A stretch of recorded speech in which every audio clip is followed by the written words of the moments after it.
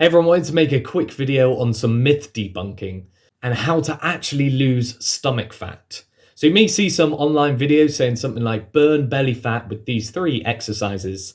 Well, I'm just going to say it outright. You can do all the ab exercises you want. That doesn't mean you're going to burn stomach fat, okay?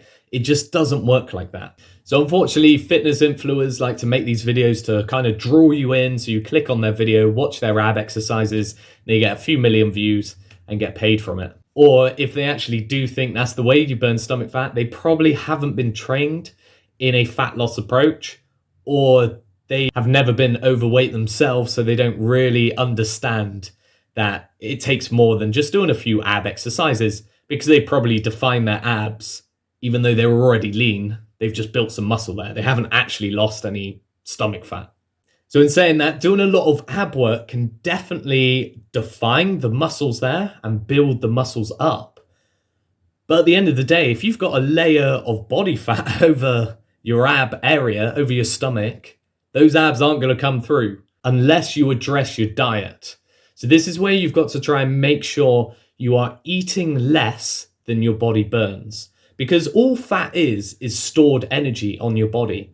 It's your body's way of saving it for a rainy day in case there's a food shortage, and then it's got some energy to draw from. So if you've got loads of body fat everywhere, that's stored energy, and by eating slightly less than your body burns each day, you're going to create what's called a calorie deficit. And this will just allow your body to extract the fuel, the energy from these pockets of fat to be used as energy. So now you may think, well, I'm eating less, so I'll do lots of ab work and the body fat will just melt right off that point. Well, it still doesn't work like that. You can't really target the area where you want your body to lose body fat. Unfortunately, the stomach, the hips and the upper thighs, particularly for ladies, are the last place the body will often draw fat from, regardless if you're doing hundreds of crunches each day. I just think about, have you ever actually seen someone with a really tiny waist and then just really fat arms, fat upper body, fat lower legs?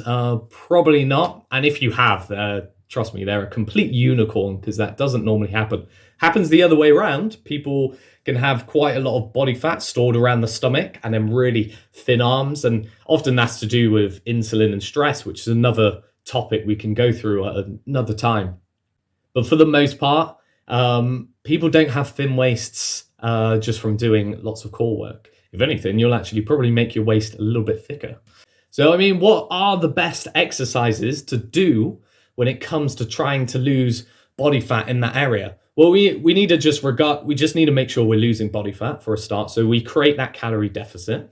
Okay, so eating slightly less than our body burns. And you can calculate that online. There's plenty of calculators. Or I can do a video at a later date explaining how you can get a nice accurate calculation of that.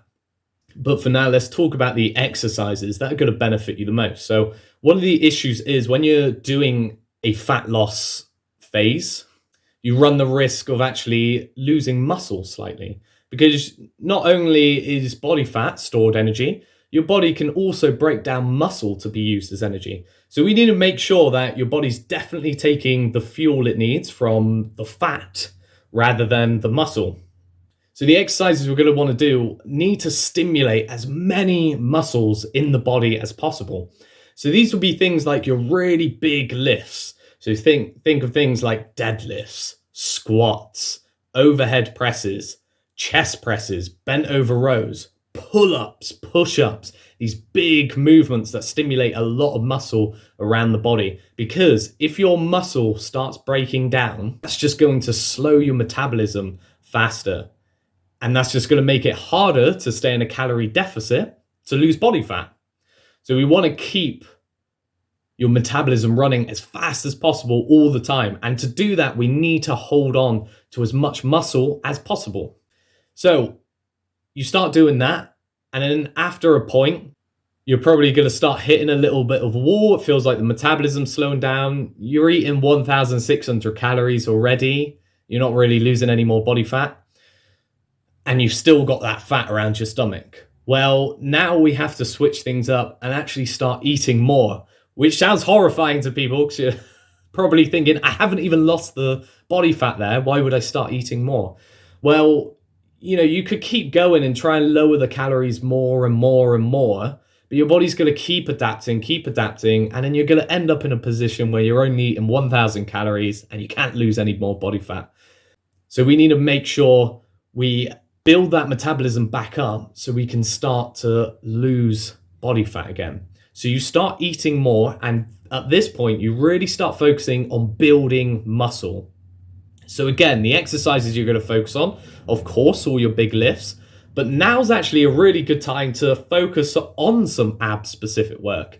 Even though building the abs in that area, you might not necessarily see them, but you can certainly make them slightly more defined, more firm. So when you actually go back into a fat loss phase, then it's going to be a little bit easier. So let's break this down again. So first thing you want to focus on is getting yourself into a calorie deficit. You want to start eating less than your body burns. Secondly, you want to focus on the big lifts, squats, deadlifts, bent over rows. You can just type in compound lifts and a list of exercises will fly up, and you're just trying to focus on those big movements. Third, when you start to plateau, now's the time to go in the opposite direction. Eat more, build more muscle, build your abs. Fourth, when you've built some more muscle, you're feeling good, energy's good, strength's good, metabolism's flying. That's when you go back to the first point and then go back into a calorie deficit. You just keep repeating that process. You might have to do it 3 or 4 times until you eventually get that flat stomach that you're after. But honestly, this is the only way to do it. You cannot possibly get a good lean stomach from just doing endless crunches and endless leg raises, endless ab work, endless planks. It just doesn't work like that. You have to take a sensible approach to this, and you only want to do this once. You don't want to have to keep doing this, putting on body fat, losing body fat. We need to make sure we're heading in the right direction and you've got a good plan to get to that point. So there you have it, a little bit of myth debunking. Hopefully that helps you understand the process in actually losing body fat. And I tell you what, not only are you going to lose body fat around your stomach, you're going to be a lot more toned and lean and looking great everywhere in your whole body. So don't be disheartened that doing loads of ab work isn't going to get you where you want to be. Overall, you're going to feel better and look much better and much healthier and be much healthier, which is the most important thing. So I hope this video helps, and I'll see you in the next one.